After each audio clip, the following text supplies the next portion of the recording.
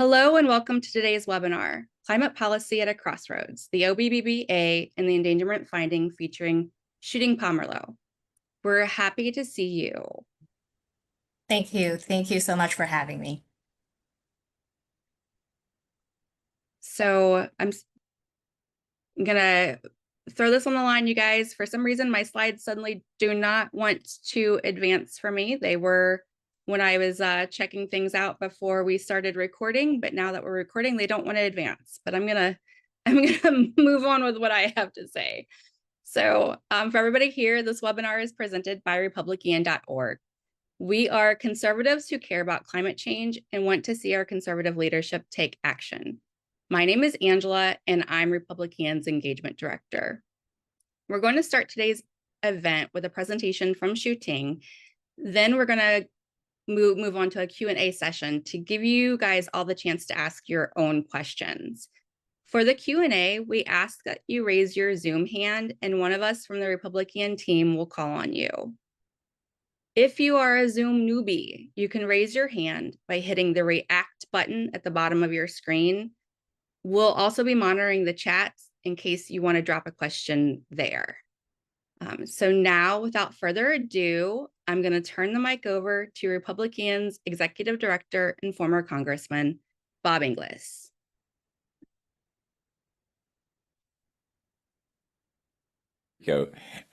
Thanks, Angela, and thank you all for joining us. It's really great to have Shuting Pomerleau with us today. She's somebody that I have looked to on many occasions to figure out what's what, particularly when it comes to carbon border adjustment mechanisms. I've been in a number of opportunities where Shuting has helped help me to understand better aspects of that. That's sort of her bag, is all this climate and trade kind of stuff and environmental policy. She was at the Niskanen Center and then a year ago moved to the American Action Forum, where she's the Director of Energy and Environmental Policy. And she holds a master's degree from Georgetown University and is somebody who can really help us understand, I think, today the impact of the most recent budget bill and the crossroads that it presents, that plus the endangerment finding, which she will be explaining. Shuting, we're very happy to have you. Thank you so much, Congressman Inglis, for your kind words. Thank you very much for republicEn for inviting me. I have a couple slides here. Let me share them. Can you all see my slides? We can now, yeah. Yeah, it should be presenting now. So a few words of introduction about American Action Forum for those who are not familiar with the organization. We've been around for more than 15 years. We're a traditional conservative center-right leaning. We are for free market, open economy. We do tax, trade, regulation, energy policy, and I head up our energy and environmental policy portfolio.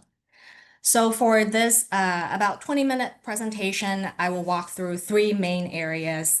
One is walk you through the energy provisions in the One Big Beautiful Bill Act. I will refer it as the OBBBA going forward. Secondly, I'll talk about EPA's plan to repeal the endangerment findings. So the first and second bullets are basically the most significant and I would say consequential developments right now in the US climate policy landscape. And to wrap up the presentation, I'll try to answer this big question of where is US climate policy heading? So a very quick summary of the Inflation Reduction Act passed in 2022. The energy provisions, there were about 22 new or expanded tax provisions in the IRA passed under the Biden administration. There's a group for provisions for producers, and there are some credits for consumers. The bill also includes a methane tax and some direct spending on climate energy policies. So earlier this year, we're looking right now at September 2025. So when OBBBA was passed as legislation signed into law by President Trump on 4th of July, earlier this year, when lawmakers on the Hill were discussing, we need to overhaul or repeal some of the provisions of the energy tax credits in the IRA, American Action Forum, we estimated that repealing all the energy provisions would raise about $852 billion over a 10-year window from 2026 to 2035. So $850 billion. And this number will be useful as I move forward to the following discussion. A quick summary of the OBBBA. This is Republican reconciliation. I think to many people's surprise, it was completed, it was done earlier than the anticipated timeline. It was signed into law on 4th of July. For this presentation, I'm only going to be talking about the energy provisions. There are also a lot of other components in the big piece of legislation, but we'll focus strictly on energy provisions. And there are a lot of things in there already. The energy provisions in the OBBBA basically, I would say, significantly overhaul the clean energy credits included in the Inflation Reduction Act. According to the Joint Committee on Taxation, they estimated that these provisions in the OBBBA would raise about $500 billion in net revenue over a 10-year window. So compared to the number just now, $850 billion. So I would say Congress or lawmakers, they overhauled about 60% of the original energy credits in the IRA in terms of the fiscal impact. It's a big piece of legislation. There are a lot of details in the energy provisions. I will only aspire to talk about them from a very high and general level here.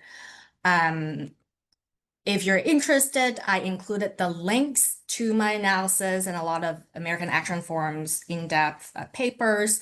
You can find out more resources about the bill. I want you to all walk out from this presentation, remembering there are 3 buckets of the energy provisions in the OBBBA. Some of the provisions will eliminate the existing energy credits almost immediately. As soon as, for example, for the clean vehicle credits, we're talking about the new vehicle credits, used ones, hybrid, some of the commercial vehicle credits, they will expire after the end of this month, September 30th, 2025. For some of the energy efficiency home credits, some of them expired this year, some of them will expire next year. So much earlier than the original expiration dates in the IRA. Clean hydrogen production credit, it's also going to expire after 2027. So the first bucket is elimination. The second bucket is phasing out some of the credits earlier than the original dates. The 2 striking examples here is the clean electricity production credits and the clean electricity investment credits.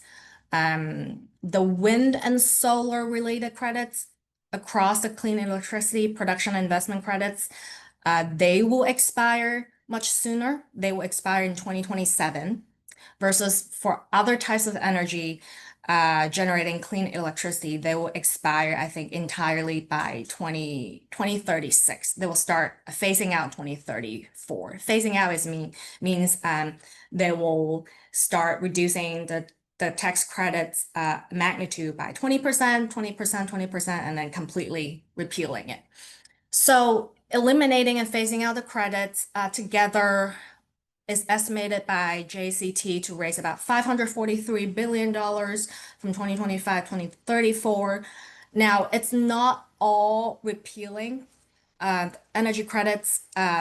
Some of the provisions actually expanded the IRA's energy credits. For example, the clean fuel production credit, they extended the expiration date for another 2 years. They added a production credit for metallurgical coal production. under the advanced manufacturing credit. So because these tax credits are expected to, hand it out to companies, they're estimated to cost about $44 billion from 2025 to 2034. So on net, it will raise about $500 billion.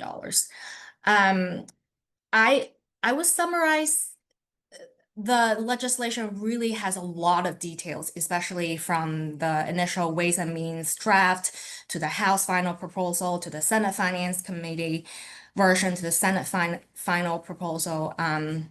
There has been a lot of back and forth. I would say the energy provisions kind of changed the energy credits in different directions, some of them, and I highlighted bullet 3, 4, and 7 here. I already talked about some of the 1, 2, and 5, 6. They eliminated some of the credits, bring the expiration dates forward, expand the scope, make limited changes to some credits, which Republicans traditionally support, like nuclear, geothermal, carbon capture. So number 3 strengthens foreign entity of concern FEOC restrictions. This is important to pay attention to because in the original IRA energy credits, it did include foreign entity of concern provisions. It's restricting any foreign entities in non-market economies to be eligible to using the credits. Now, what the OBBBA did was to turn it up, I think, not just 1 notch, but 3 notches, make it much more expansive for the FEOC restrictions. They added a lot of provisions prohibiting for an entity of concerns, any entities owned by FEOCs, any entities have any affiliations by FEOCs, or any entities that got their input or material assistance as stated in the legislative text to be not eligible to claim any of the tax credits in the provisions. The FEOC provisions, I think it raised some uncertainties and questions among the business community, especially how to really distinguish FEOC or completely not FEOC related. That really limits the eligibility for the tax credits. Another thing that is worth attention is the OBBBA, it removed the emissions related targets for some of the tax credits. So originally in the IRA, the clean electricity production and investment credits will expire by a certain year or when the United States hit a certain emissions related target. So the latest legislation, OBBBA, just removed all the emissions related targets and they just specify a year of expiration dates.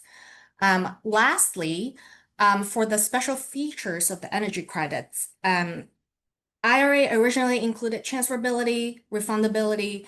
Transferability means that you can sell your tax credits to a separate entity for cash because you don't have either because you don't have profitability or you're a startup, you're not having sufficient tax liability to leverage the tax credit. So transferability allows companies to sell the credits efficiently to other companies to be able to utilize the benefit. Refundability is also for companies without any tax liability. They're able to use the credits.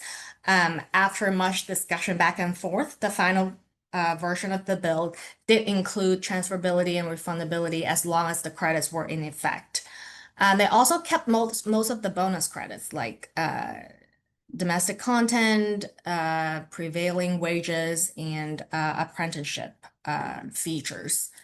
So these are the 7 broad buckets of what the bill has done to the provisions. In January this year, that feels like forever ago. This is only September, but in January this year, when lawmakers were looking to do the reconciliation bill after President Trump returned to the office, I published a paper evaluating the energy provisions in the IRA. So my research goal is to evaluate these provisions against three very important good tax policy principles, which is simplicity. Tax credits, they're not the ideal ways to address climate change. There are much better and more efficient ways to address climate change. But if lawmakers do decide to use tax credits to encourage the deployment of clean energy, then they need to be as simple as possible for the administration to implement and also for companies to comply with to limit the administrative and compliance cost. They also should be efficient. It should, since we're choosing tax credits to encourage the clean development, clean energy development, we should let the companies claim as much as the tax credits as possible without imposing unnecessary burden on their businesses. Fiscal sustainability, we have a huge federal debt. It continues to grow. So any way we can limit the cost of these credits would be great. Overall, my conclusion is the bill's energy provisions does not make much progress in terms of conforming the IRA's energy credits to the good tax policy principles of simplicity, efficiency, and fiscal sustainability. It doesn't really move the needles. In some aspects, it does make it much simpler by, say, for example, repealing the EV credits. The EV credits were inefficient, costly, and very complex to implement and comply with. So that does improve the simplicity and efficiency. But as I said, the foreign entity of concern, that's very complex. And also, it doesn't seem to follow any set of principles. On one hand, it's phasing out the credits for solar and wind energy, renewable energy, much earlier than all the other types of energy. On the other hand, it's adding 2.5% production credit for metallurgical coal, which is used as a primary raw material for steel production under the advanced manufacturing credit. So I'm struggling to interpret like a set of principles these provisions are trying to follow. So it feels like here it improves a little bit, but then on other aspects, it makes it almost a worse. So I will leave it there and then do some hard plugging. So there's more information in my paper evaluating the OBBBA's energy provisions. You can find JCT's detailed fiscal impact revenue effects table here. And then for those of you who are interested in looking at what actually has the bill done to some of the energy credits, whether it's for your work or for your personal uses, if you're interested to use some of the energy efficiency credits. So at the end of my paper, I have an appendix comparing the expiration dates of these credits in the original IRA versus in the OBBBA. So a very clear summary.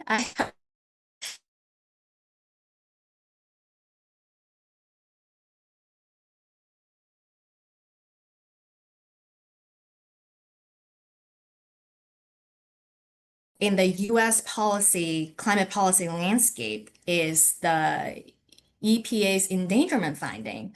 I'm sure some of you may have already heard about endangerment finding in some media outlets. Like, what is this? Why is it such a big deal?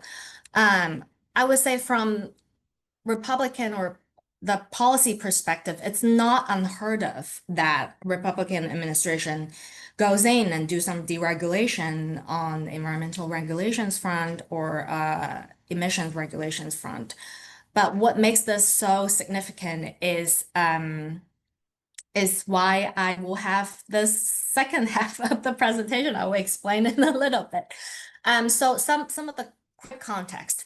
On July 29th, the Environmental Protection Agency announced a proposal to repeal the agency's own 2009 endangerment finding.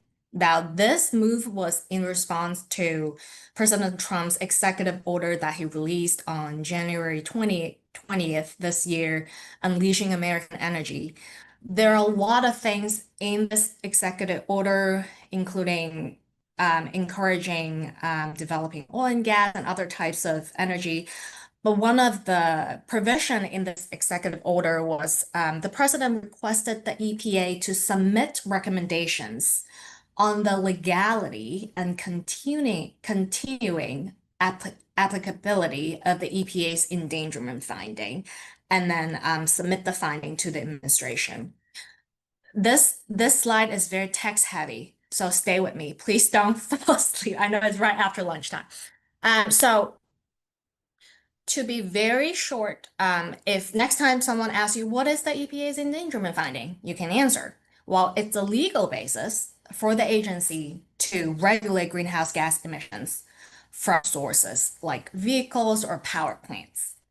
The history goes, Clean Air Act, we all know about the Clean Air Act. EPA is authorized to regulate air pollutants that harm public health and public welfare.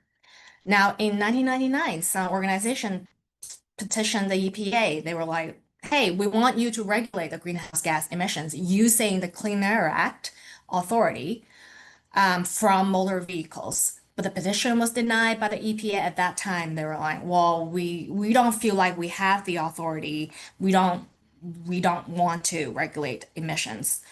So fast forward to 2007, several states, individuals, and some organizations, institutions sued the EPA in 2007. They were like, okay, no. We want EPA to regulate greenhouse gas emissions. And the case got all the way to the Supreme Court.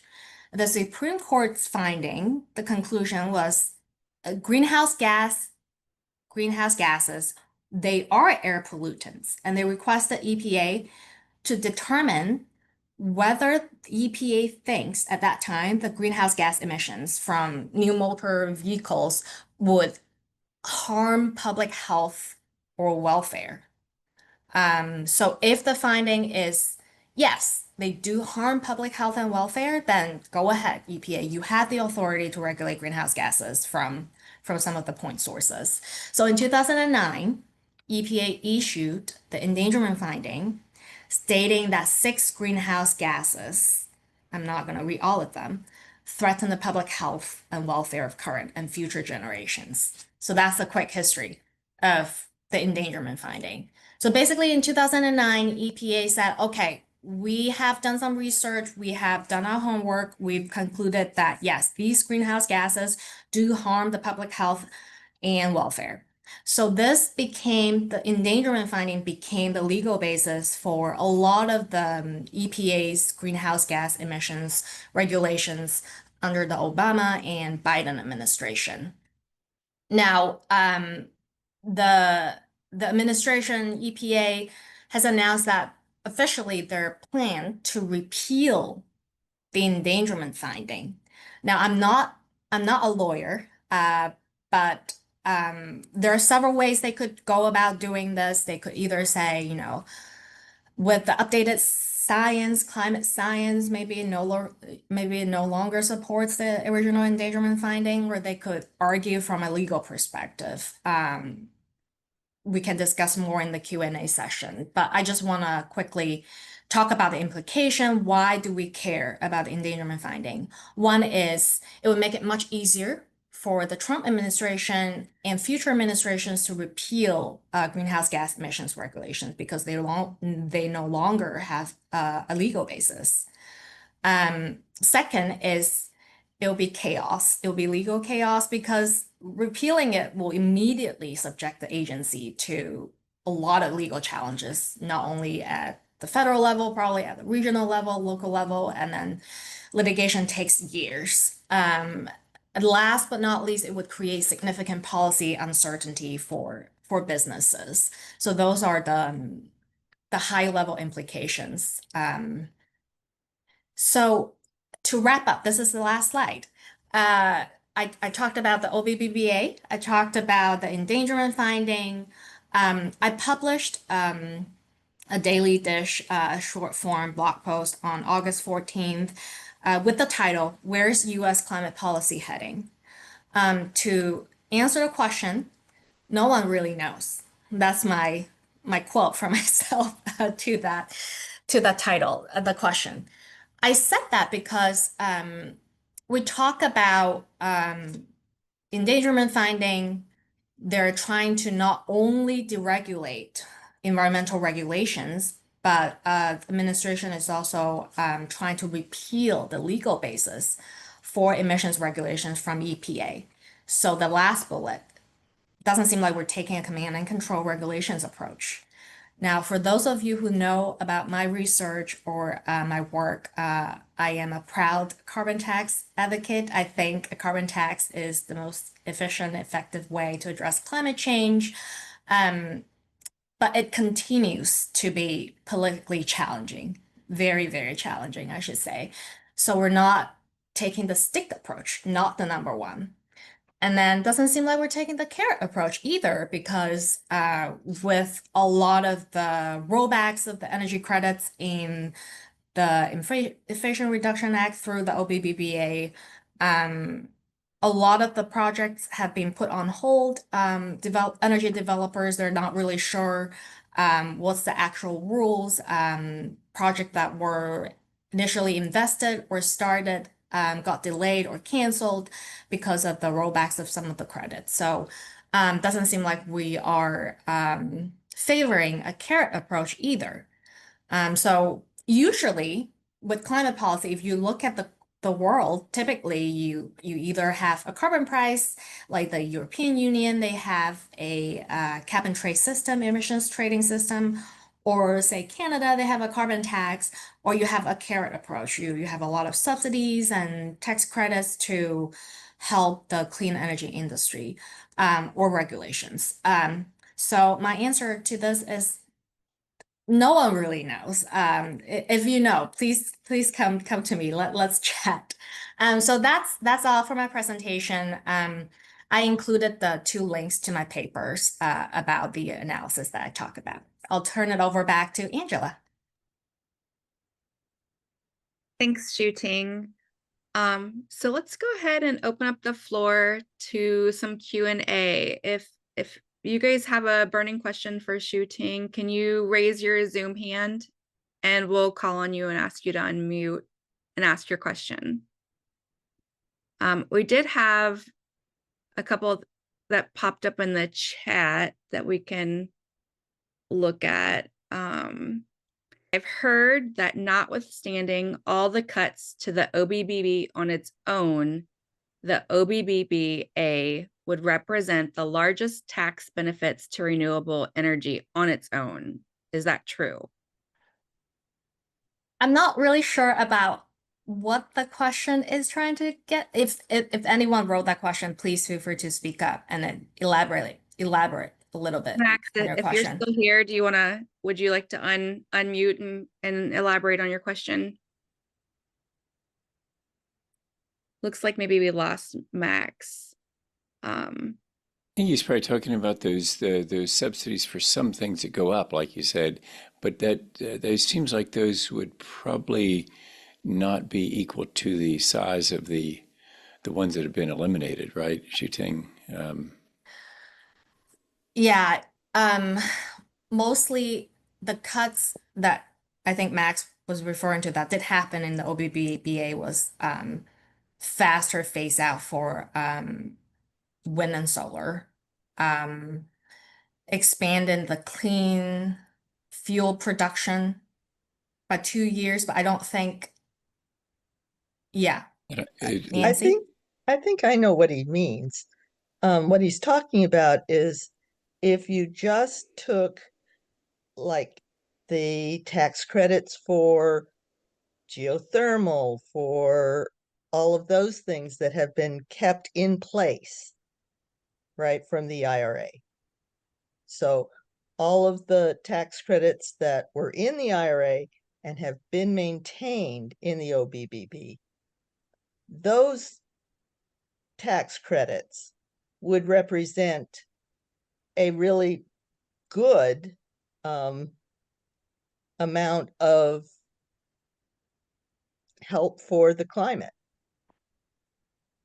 I think I would agree with that to some extent because the OBBBA does retain a lot of the provisions for some of the other energies that are, important for the transition to a cleaner economy, including the nuclear. Nuclear is a big one, although nuclear is not renewable energy, it's clean energy. Clean fuel production extended by 2 years. It lowers the rate for the aviation fuel, the tax credit, make it the same as all other credits. With geothermal, it retains most of it. Carbon capture too. With the advanced manufacturing credit, the only thing I would say this is a cut is it changed the originally permanent advanced manufacturing production credit for critical minerals to temporary. So now it expires at the same date as all other types of energy. But this is an interesting phrase. I've never heard of it. I need to go back and think about it more. Maybe Max, if you want to reach out to me offline, we can chat more. All right. Let's hear from Brady. It's good to see you again, Brady. You've been on past webinars with us before too. Yeah, good afternoon. Glad I can be here again. It's been a little while, but I really appreciate the presentation. My question is about the endangerment finding, and I'm curious what you think will be the impact of people and organizations making comments to the EPA during the comment period on the endangerment finding and this potential change. May I clarify, what do you mean? What are you referring to? Impact on individuals and organizations? Well, I'm thinking specifically of people and organizations who are making comments to the EPA that it should not change this endangerment finding, that it should keep the endangerment finding. Is there any chance that's going to make a difference, or are they just going to do it anyways, regardless of the number of comments they receive? That's a great question, Brady. Also a very difficult one. I wish I had a crystal ball. So I'm strictly talking in my own capacity and I'm making guesses here. I think the people, individuals and organizations making comments to the agencies would likely create some meaningful debates in the public. But I think the agencies have their eyes set on trying to repeal the endangerment finding. That seems the case. They're really set on it. Now, how do they go about it? Also matters a lot, right? For years to come. Whether they are trying to say the climate science doesn't hold anymore, we should just reject the climate science completely, or if they're saying, oh, the climate science just needs to be updated. We need to update the finding, we need to update the modeling and the scenarios and the predictions. That makes a difference. And they could also try to argue from not a climate or environmental perspective, but from a legal perspective, using the lawyer brain, saying one argument against keeping the endangerment finding, which is for repealing the endangerment finding I've seen so far, is they're trying to say the Clean Air Act only allows the EPA to regulate air pollutants that have impact locally and regionally, not globally. And climate change is a global issue. Therefore, no, EPA does not have the authority. That's one of the arguments I've seen being floated around. I do think that it's very meaningful and important for all the individuals and organizations to make comments, and this is a very significant issue, and we'll have to see how it unfolds. Doug S., let's hear from you. Thank you. Thank you very much. 2 points. Shuting, I was really surprised that you used the term overhaul to refer to what the OBBBA did to the IRA. The IRA was the largest government investment in clean energy in history, and the OBBBA just revoked and eliminated it all. So an overhaul makes it sound, like, they picked and chose and whatever there, and it was all a technocratic thing. And then the other related comment is at the end, you concluded that, and I know you put this in your August 14th piece as well, that we don't really know what way climate policy is going. Well, it's quite obvious where climate policy is going with this administration. They're extremely hostile to wind and solar. We've seen the attack on the Rhode Island offshore wind project. Trump hates wind turbines. They hate solar energy, and they're very much on board and pushing oil and gas and even coal. So I was really surprised to hear you say, oh, we don't know which way climate policy is going now. I think it's pretty obvious.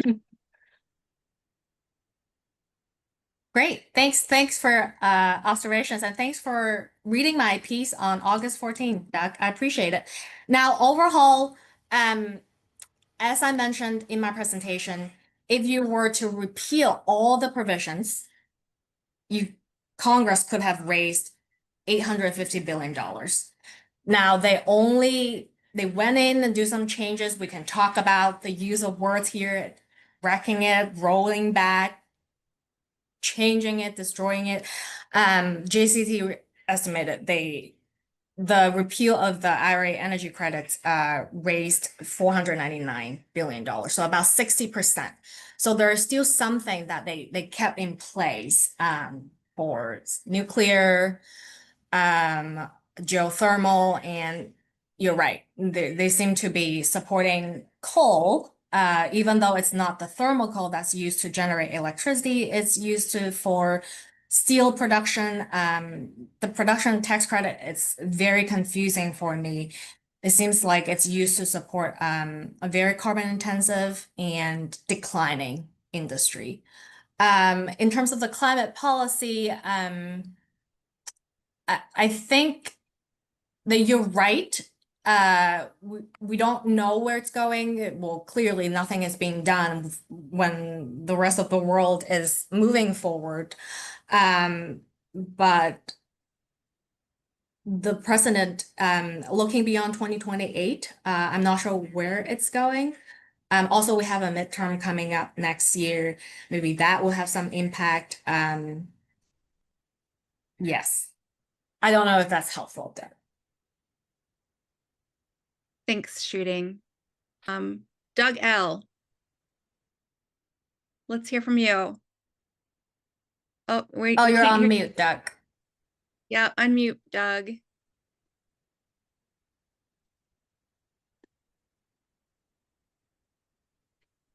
All right, try now. Okay.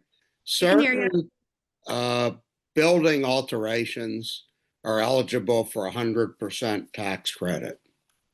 Could that apply to solar if it was applied to a building?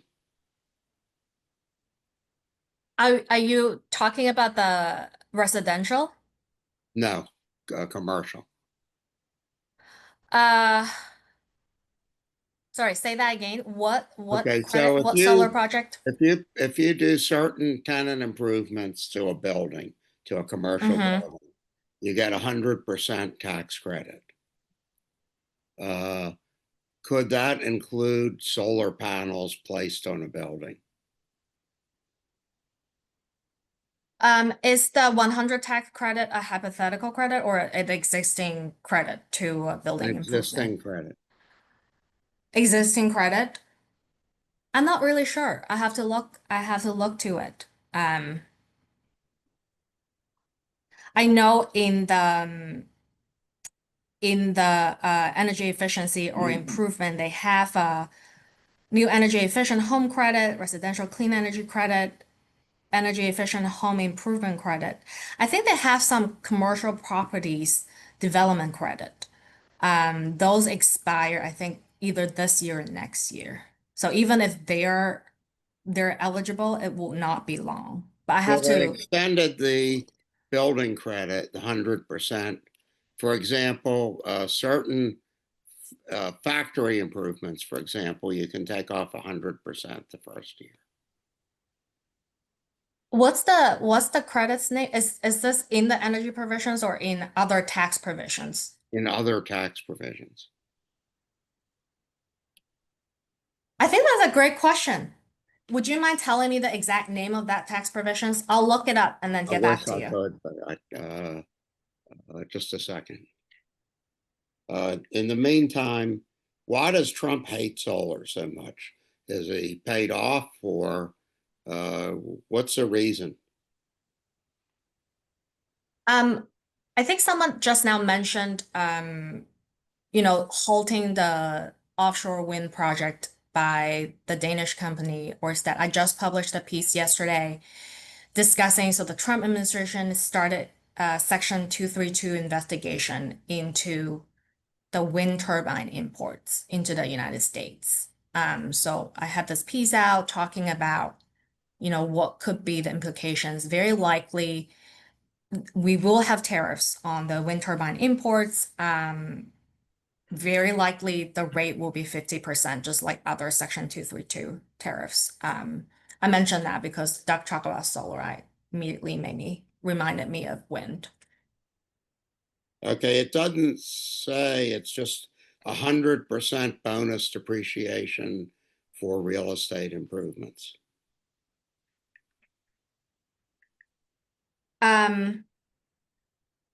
My guess is no. 100% bonus depreciation, that is for the wears and tears of the building, renewing. That's my guess, but I can look it up and get back to you, Doug. Okay, thanks. Do you want my email? It's douglegum@aol.com. Okay. Yep. Thank you. Thank you. Thanks, Doug. And I just want to say, Shuting, I'm impressed by your ability to say, tell me more information. I'm going to get back to you about this. I think that's that's a great aspect to have in this, and when it's such a complicated issue that we're talking about today. Yeah, I think that's a really good question. I have never thought about it. So I'll do some homework. Hey, thank you very much. I gotta go. Thank Robert you. Archer, let's hear from you. Thank you, Shuting, for all your carbon tax work, and likewise for republicEn, Bob, Angela, and all the work you're doing. A variation on the climate policy. The Trump administration will have to deal somewhere here along the way before January 1st with the European Union Carbon Border Adjustment Mechanism. Can you tell us what your understanding is of where it stands in terms of any negotiations and the willingness of the EU to stick with this absolutely critical policy? Thank you very much, Robert. Thank you very much for asking me this question. I feel like there's been so much going on, not just in the climate space, but in all other policy areas. For those of us who follow the carbon border adjustments very closely, it's on top of my mind. So for those of you who are not familiar with the EU CBAM, EU Carbon Border Adjustment, it's a EU regulation that is set to be in effect officially from January 1st, 2026, next year.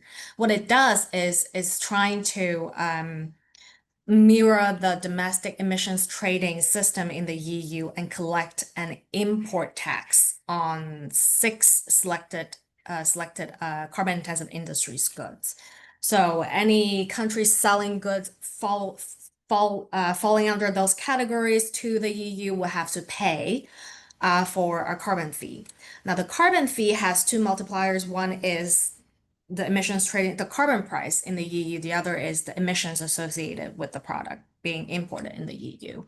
I think that's a really, really good question, Robert, because with the current tariffs landscape, the US new tariffs or trade policy regime, we've seen the Trump administration trying to use a negotiation tactic and sometimes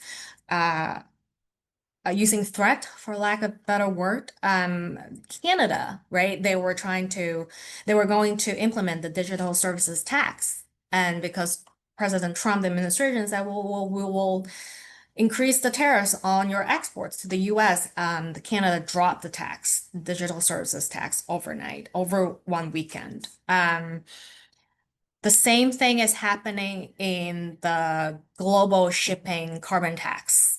So the United Nations, the IMO, International Maritime Organization, which is an agency under the United Nations, earlier this year, I think in May or April, they reached a framework, global framework. For the first time, they were gonna have the member countries come together and pose some sort of carbon fees, layer on top some fuel standards. I got criticized when I call it a global carbon shipping tax, but I'm still gonna call it a global carbon shipping tax.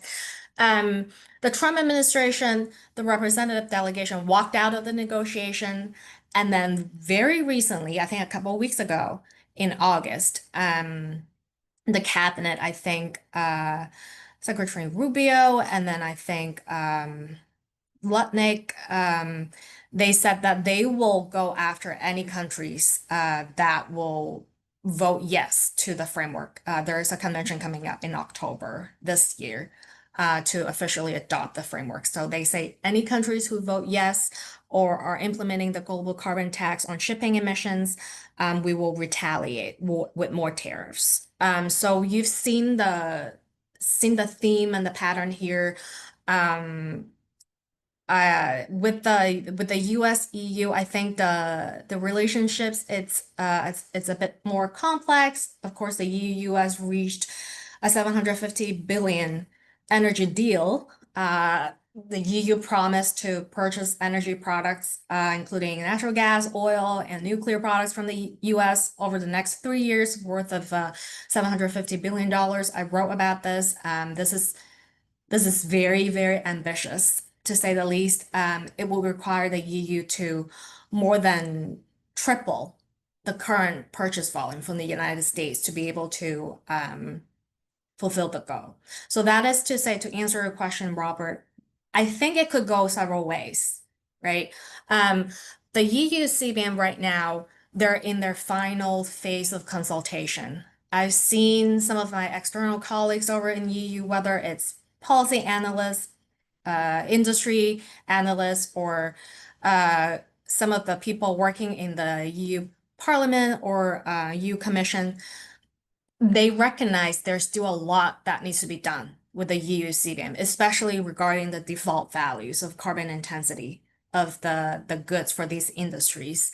They also need to figure out what they're going to do on the export side. Their industries are lobbying for some sort of rebate or exemptions to alleviate some of the burden or competitive issues concerns.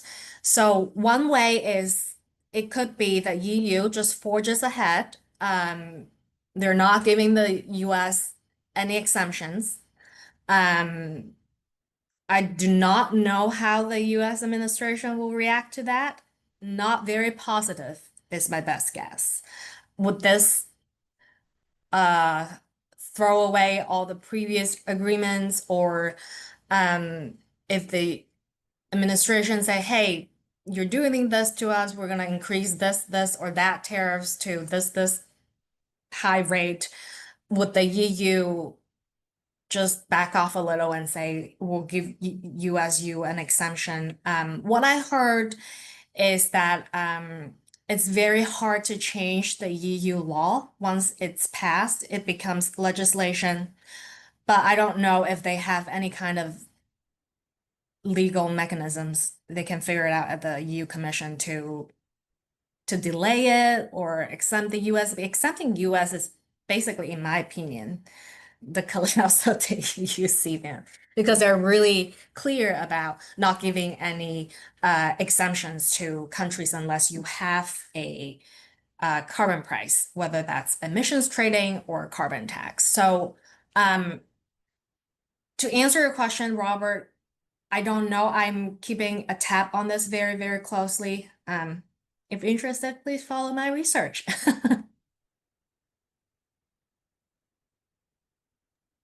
I think Thanks, Shuting. So we're getting close to the end of our hour, and Shuting does have to jet off at 2 on the dot. Last words from you before you have to leave us for the day. yeah, I would say, Matt, feel free to reach out to me via email. Happy to discuss the question. Sorry, we can't get to everyone's question, but it's been lovely. Thank you so much to republicEn and Congressman Inglis and Angela Chelsea for having me. It's been great meeting you all. We've really enjoyed having you here today. Just to give everybody a quick heads up, I do send out a link to the video recording. Usually you guys will see that in your inboxes tomorrow. So Bob, let's hear from you.